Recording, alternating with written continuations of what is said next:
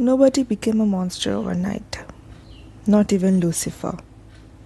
Because before the fall, before hell, before humanity feared his name, there was a pride, pain, and a lonely angel slowly losing himself to darkness. Lucifer didn't destroy humanity because he was born evil. He did it because after losing heaven, he could no longer bear watching others remain innocent in the light he lost. Welcome and welcome back to my channel, Mythotech. Today I talk about Lucifer, the most controversial and interesting topic in the mythology. Let's start the story.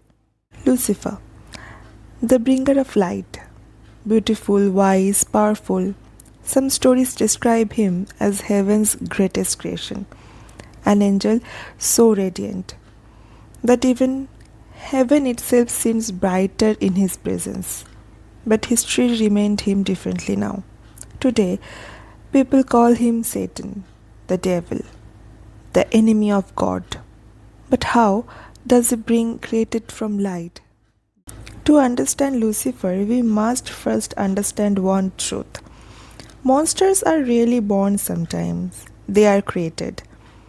The name Lucifer originally came from Roman mythology and Latin language. It meant light bringer, a name connected to the morning star, the planet Venus before sunrise. It was beautiful, hopeful, not evil, not demonic. But over centuries, that name transformed religious interpretation, changed it forever. And slowly, Lucifer became connected to the image of fallen angel, an angel cast out of heaven itself. But why did he fall? According to the later Christian traditions, Lucifer was not just any angel, he was extraordinary, intelligent beyond human understanding, beautiful beyond imagination, and perhaps that was the beginning of his destruction. Because the closer someone, the more dangerous pride became. Lucifer began questioning heaven, questioning authority, questioning why ultimate power belonged only to God. Some stories says he believed angels should be free. Others say he desired the throne of heaven itself. And perhaps the most terrifying is that Lucifer truly believed he was right, not evil, right? What makes his story so human? Because villains rarely think they are villains. And pride, when mixed with the pain and power, can slowly become poison. The rebellion began not the war, but with thought, doubt, ego, a whisper inside the mind saying, "Why should I kneel?" And once that thought was born, it spread. Other angels followed him, some out of loyalty, some out of admiration, some out of rebellion. And then heaven itself divided, a war unlike anything creation had ever seen. Angels against angels, light against light, and in the end, Lucifer lost. The brightest angel in heaven was cast down, falling from the skies into darkness, not as a king, not as a god, but as something transformed. And perhaps this was the moment Lucifer truly became Satan. Not because he fell, but because hatred replaced light inside him. Imagine the psychology of that moment. A being once adored by heaven suddenly abandons. A mind once filled with beauty, now consumed by rage, humiliation, jealousy, pain. After the fall, Lucifer was no longer seen as heaven's brightest angel. He became something else, a tempter, a deceiver, and according to many later traditions, this was when he entered humanity's story for the first time, in the Garden of Eden, where and lived in innocence. A serpent appeared, not with force, not with violence, but with words, questions, temptations. Some believe this serpent was Satan himself, the fallen Lucifer, trying to corrupt humanity after losing heaven. And perhaps that reveals Lucifer's great, not fire, but persuasion, the ability to make other questions everything.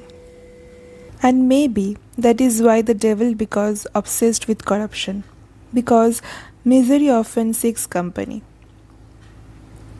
If he could no longer stand in heaven, then humanity would suffer beside him.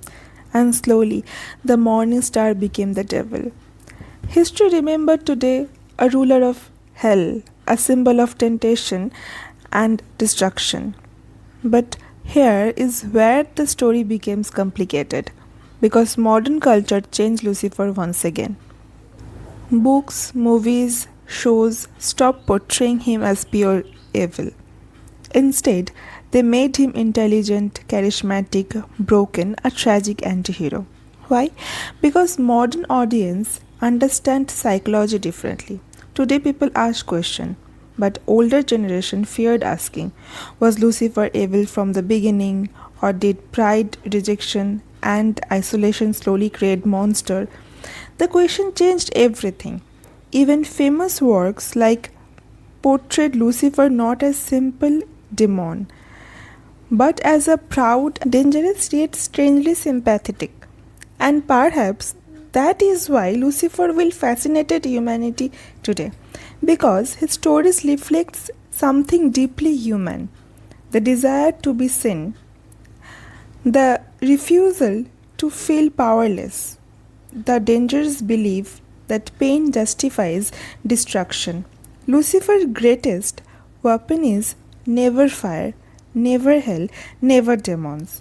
It was pride because pride can transform admiration into jealousy, love into hatred, light into darkness. And maybe that is the real horror of Lucifer's story. Not that a devil exists, but that the fall began with emotions every human already carries inside them: ego, anger, loneliness, rebellion. The devil was not born in darkness, he fell into it.